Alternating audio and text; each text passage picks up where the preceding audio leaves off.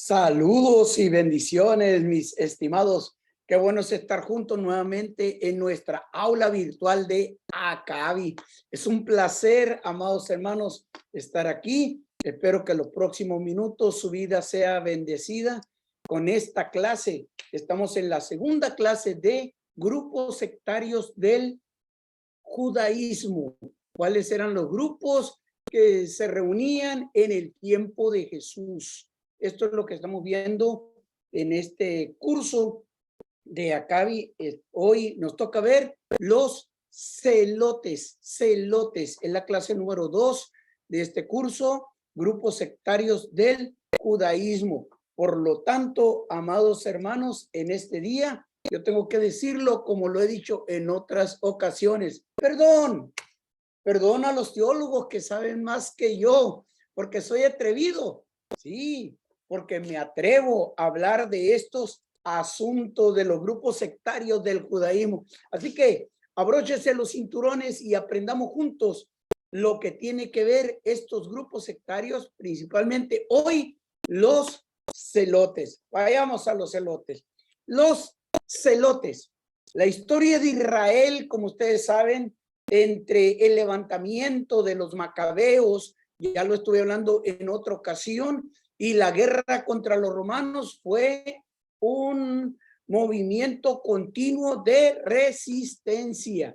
Este grupo de los celotes supuestamente apareció en el tiempo de los macabeos, pero vamos a ir viendo un poquito ahí cómo los macabeos se levantan en contra de aquel hombre que quería, Antíoco IV, que quería destruir el templo del Señor, quería profanarlo, y se levantó la familia de Matatías para pelear contra ellos. Y ahí es donde usted puede leer en los libros deuterocanónicos. Busque usted Primera, Segunda de Macabeos, ahí lo va a encontrar.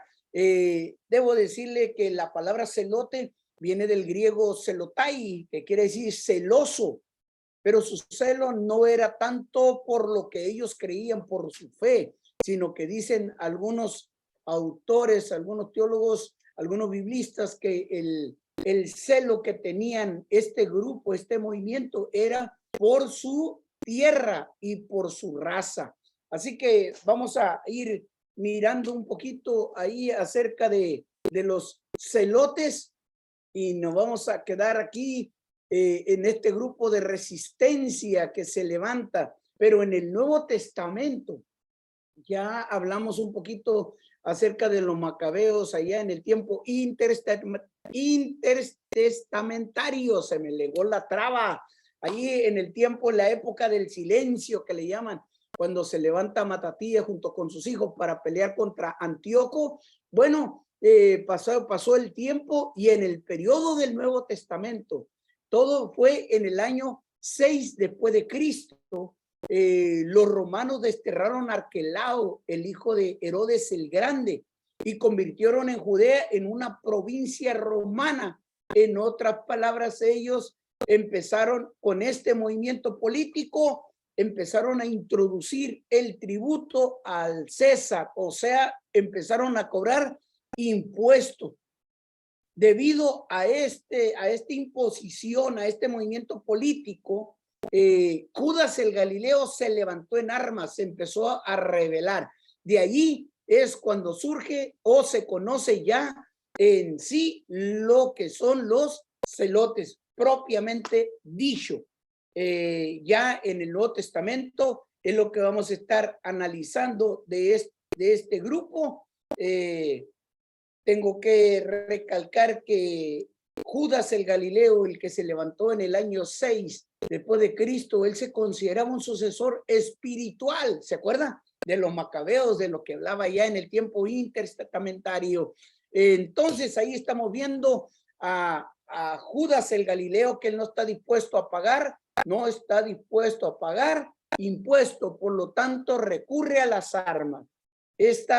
Su resistencia, tengo que decirlo así, no se basaba solamente en acciones armadas, sino que promulgaban una serie de doctrinas subversivas que jamás hasta ese momento el pueblo de Israel las había proclamado. Entonces ahí ellos están buscando un principio, una unidad en este nuevo grupo conocido como los celotes, el pueblo que tiene celos.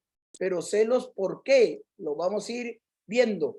Este movimiento empezó en Galilea, allá en el norte, en Galilea, aunque la mayor atención por el pago de los impuestos se produjo en Judea, ahí donde está el templo que construyó Salomón. Luego vuelve a subir hacia el norte, aunque el movimiento en sí, los celotes empiezan a funcionar en Galilea, pero donde empieza la revolución, podríamos llamarle, donde el pueblo se empieza a levantar en armas a través de Judas, es en Judea, donde está el templo, en Jerusalén, sus alrededores. Ahí es donde tenemos la mayor manifestación. Lo que nos encontramos aquí es que los celotes fue negar la obediencia, aunque ahí tenemos una imagen no muy nueva. Ay, disculpen esta imagen, porque este es de la Edad Media, parece, pero que sirva como referencia que los celotes se negaron la obediencia a las potestades, a las autoridades terrenales, y ellos dijeron: nosotros solamente vamos a acatar la ley de Dios. Olvídele esa imagen de la Edad Media. Sigamos adelante.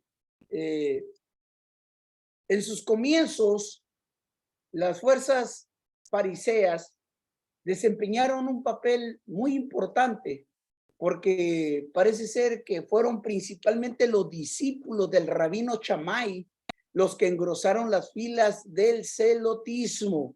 Ahora le explico quién fue el rabino Shammai, este maestro, un maestrazo, pero vamos a ver en qué estaba. Mire, en el tiempo en que surgieron las escuelas rabínicas, ahí un poquito después de los macabeos, empezaron a surgir dos grandes escuelas. La escuela rabínica, de ahí surge el maestro Shammai y el maestro Hillel, dos hombres que enseñan la Torá y hablan acerca de la Tanaj, la Biblia hebrea, y empiezan ellos a estar hablando cómo cumplir con la ley, cómo cumplir con los preceptos y todas esas cosas que tienen que ver con el pueblo de Israel en sus bases doctrinales y espirituales. Pero Shammai es de un polo opuesto a Hillel.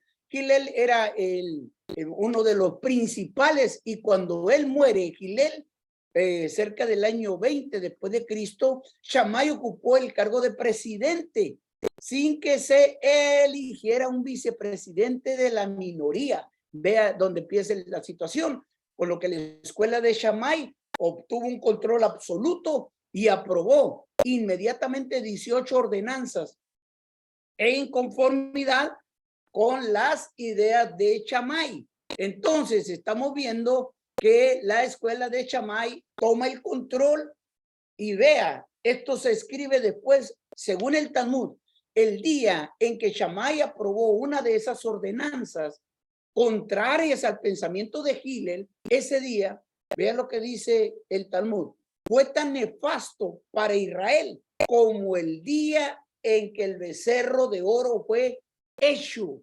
Wow, eso sí que estaba difícil, eso sí que fue un duro golpe para el pueblo de Israel, porque Shammai, él tenía, como dice el extracto de abajo, la última parte dice, él tenía bien claro y marcaba bien la diferencia, la separación entre los judíos y los gentiles, y él consideraba que, vean nada más, que los oponentes de Shammai iban a ser considerados personas no gratas.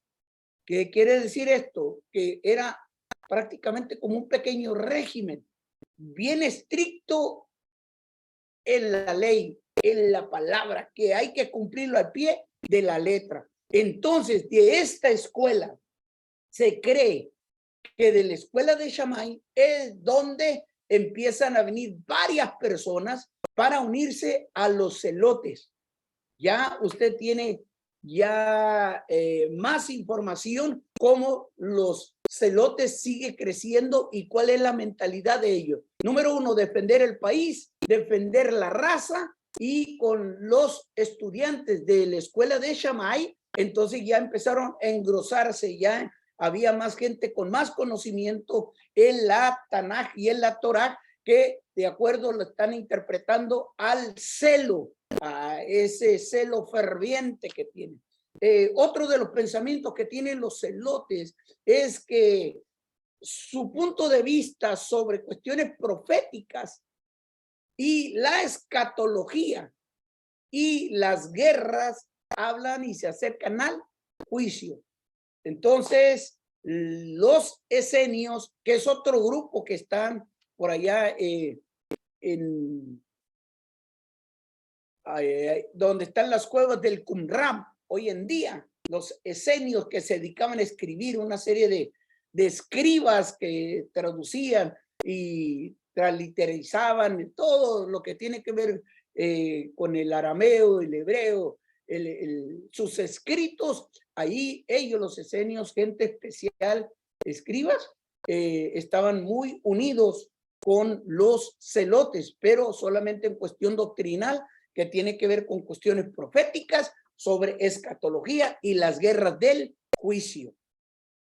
También los celotes tenían ese celo por Dios y siempre estaban discutiendo asuntos del juicio final. Pues recuerden, ellos como judíos querían que viniera juicio sobre todo alrededor. Bueno, de hecho, así rapidito se lo cuento. ¿Se acuerda cuando Jesús iba a pasar por Samaria y no lo dejaron entrar los samaritanos? ¿Qué dijo Jacobo y Juan? O Santiago y Juan, ¿qué dijeron? ¿Quieres que oremos y caiga fuego del cielo y los consuma? Bueno, este era el tipo de celo que tenían los celotes. Hay que destruir a los gentiles. Es parte de la escuela de Shammai.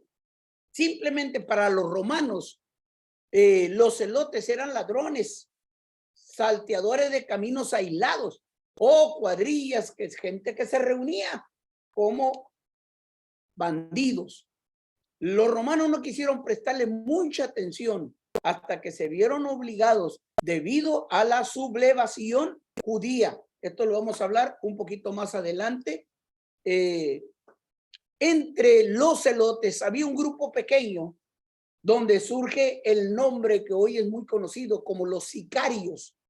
Entre los celotes había un grupo pequeño, los cuales se les llamaba sicarios, porque ellos llevaban una pequeña arma, un puñal, que era conocido como sica, de ahí sicarios.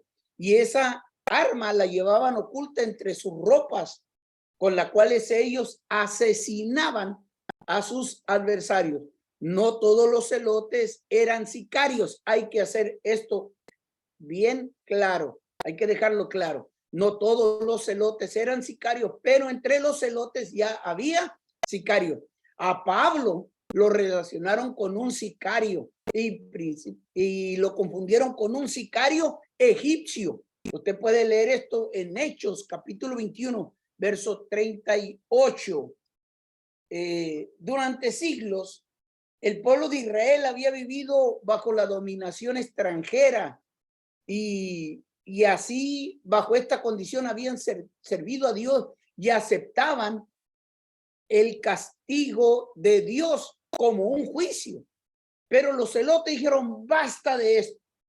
Nosotros no vamos a seguir creyendo que estamos bajo un castigo de Dios. Por lo tanto, nosotros creemos en la monarquía de nuestro Dios. No vamos a aceptar ningún castigo de Dios como juicio. O sea, no vamos a estar debajo de una nación como juicio. Por eso los celotes se levantaron contra esto. Querían defender su tierra.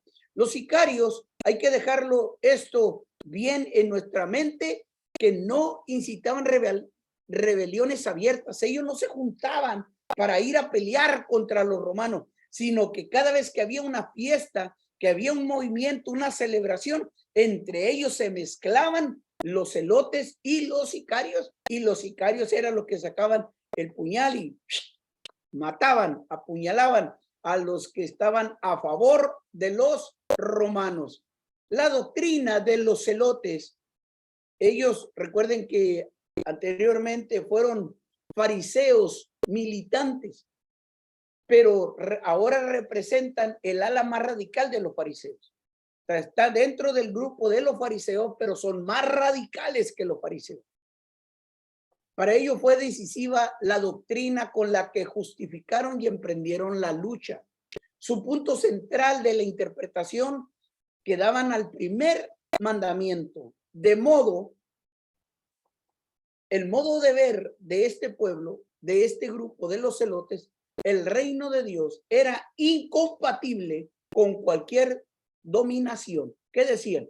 Nosotros no vamos a estar bajo el poder ni de Egipto, se acuerda ya en el tiempo de los egipcios, de los asirios, de los babilónicos, ni ahora de los romanos. Ya no, dijeron, ellos ya no. Ahora nosotros sabemos que Jehová, nuestro Dios, uno es. Por eso ellos en su oración siempre recordaban el Shema Israel. Oye Israel. Y cuando Jesús oró, esta es una oración judía, la que hizo Jesús. Jesús no inventó el Padre Nuestro. Cuando él repite el Padre Nuestro a sus discípulos, luego viene esto: vénganos tu reino, que tu reino venga. A esto es a lo que se refieren los celotes. No vamos a estar bajo el dominio de nadie. Nuestro Dios uno es. Oye Israel, los fariseos, recuerde que los celotes y los fariseos están muy juntos, solamente que unos son muy extremistas, pero los fariseos esperaban que Dios librara al pueblo de Israel a través de milagros, de señales. Dios iba a traer la libertad, la liberación a través de milagros, pero los celotes decían que nosotros tenemos que ser el punto de apoyo para que ocurra el milagro. O sea, nosotros vamos a luchar, nosotros vamos a pelear. Por lo tanto, nosotros no vamos a pagar impuestos a nadie, porque pagar impuestos es un pecado de idolatría. Por lo tanto, para los celotes, la monarquía era única y exclusivamente de Dios. Y Judas, el Galileo, así lo predicaba. Vamos a tener libertad. Se va a presentar la monarquía de Dios, el reinado de Dios. Pero esta noción de libertad estaba condicionada por consideraciones escatológicas, de lo que hablaba un poquito atrás. ¿Qué decía? Va a venir juicio sobre esas naciones, lo va a destruir. Y ellos por libertad entendían la redención del tiempo final, por la que oraban todos los días, todos los israelitas piadosos. Redime a Israel. Y los celotes estaban dispuestos a que viniera el juicio, estaban dispuestos a que viniera la liberación, que viniera la libertad. Por lo tanto, no solamente eran celotes, los celotes eran celosos, debo decir. No solamente eran celosos con la tierra, su raza, pero vean lo que hacían para proteger a su tierra. Ellos se oponían a cualquier judío que llegaba a casarse con una mujer que no era de Israel. Ellos llegaron incluso a asesinar y obligaban a la gente a que se circuncidara bajo pena de muerte si no lo hacían. O sea, eran bien extremistas los celotes.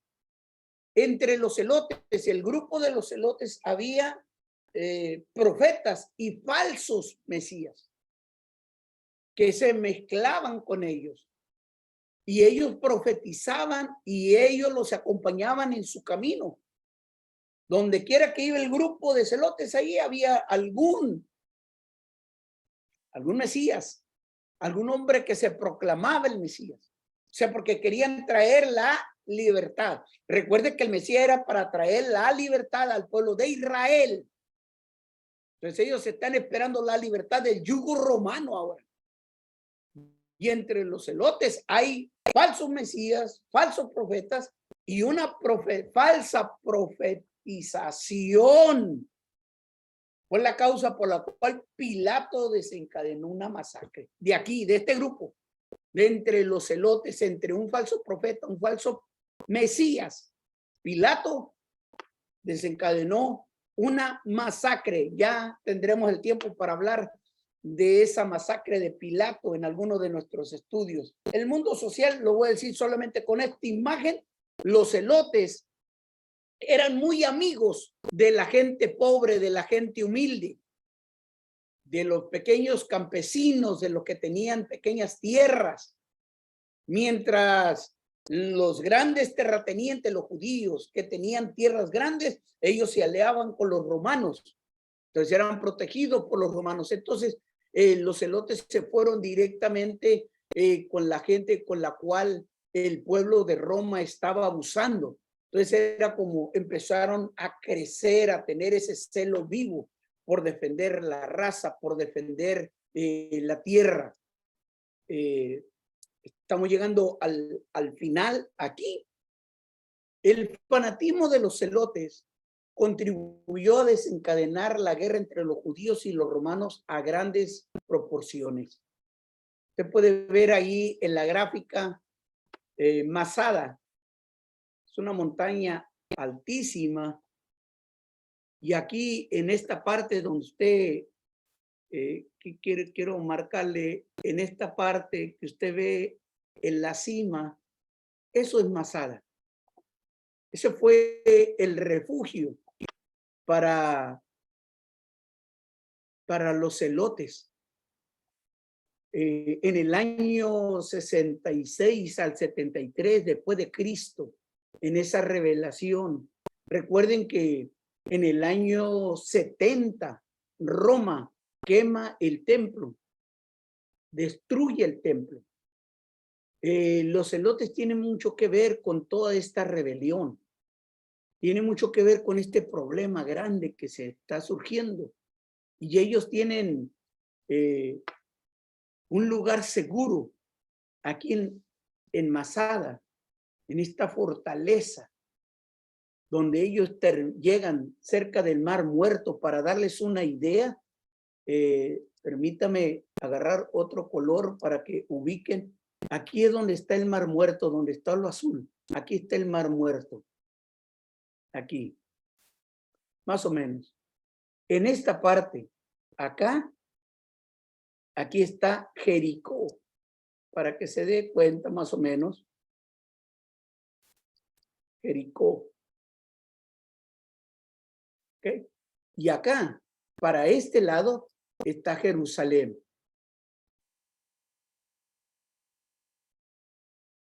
Hasta ahí lo voy a dejar, Jerusalén. Hasta ahí. ¿Ok?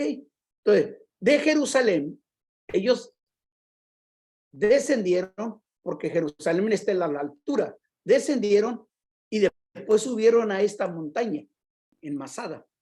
Y ahí quedaron los celotes, después de estar peleando fuerte contra los romanos. Los romanos ya habían destruido Jerusalén. El pueblo de Israel ya había salido. Entonces, ellos están refugiados aquí.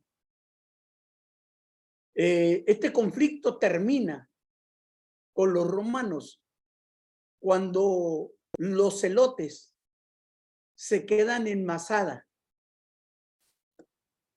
Y tras un sitio de 3 años, vea, 3 años, del año 70, aquí, el año 70, destruyen el templo. Y 3 años, para cuando termine el año 73, 3 años después, ellos cuando no pudieron ganarle a los romanos, ellos dicen, los historiadores, que decidieron matarse, los celotes decidieron matarse unos a otros porque no se iban a suicidar, porque no era admitido dentro de su religión. Hay una historia bien completa, hay que mirarla. cómo terminan los celotes, destruyéndose. Ahí es como terminan los celotes. Termino con esto.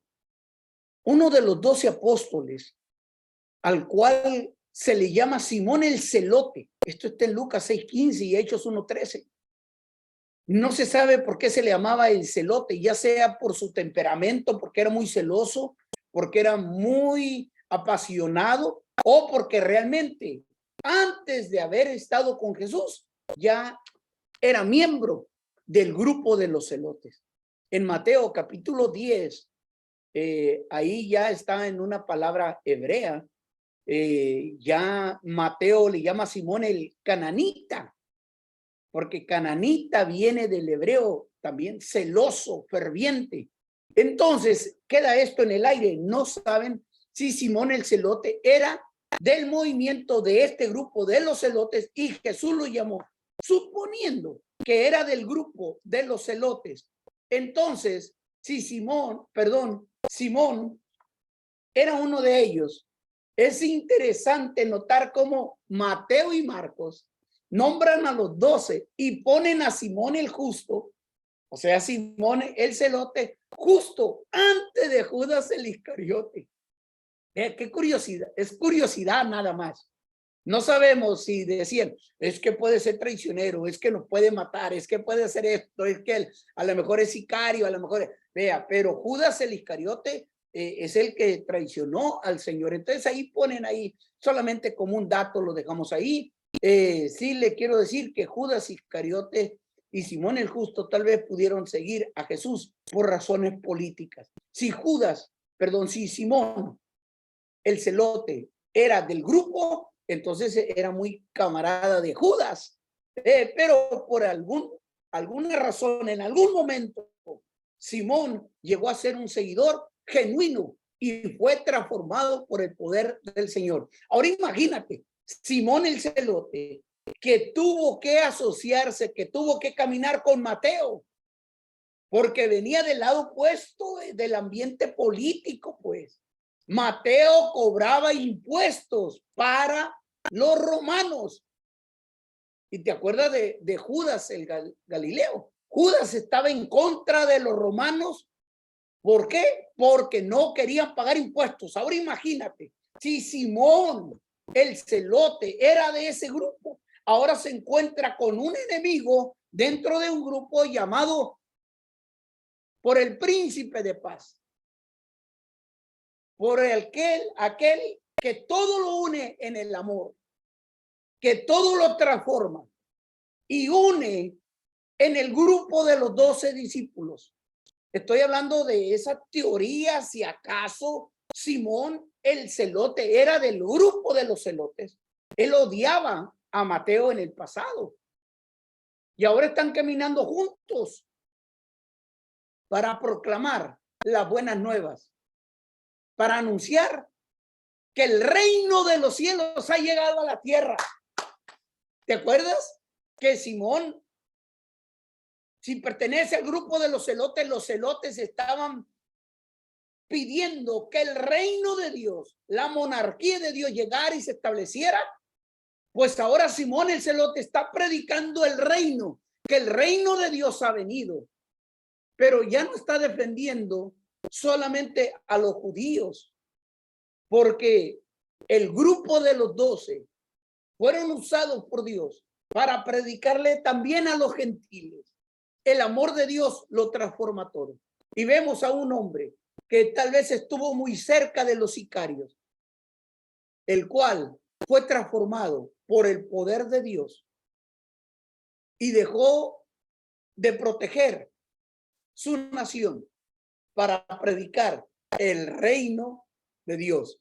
El reino de Dios ha llegado. Amados, este es el grupo de los celotes. Tengo que decirlo, perdón a los teólogos que saben más que yo, porque soy atrevido, porque me atrevo a hablar de estos asuntos. Que mi Dios te bendiga, que mi Dios te guarde, y dejo este momento para decirte hasta pronto, que Dios te guarde.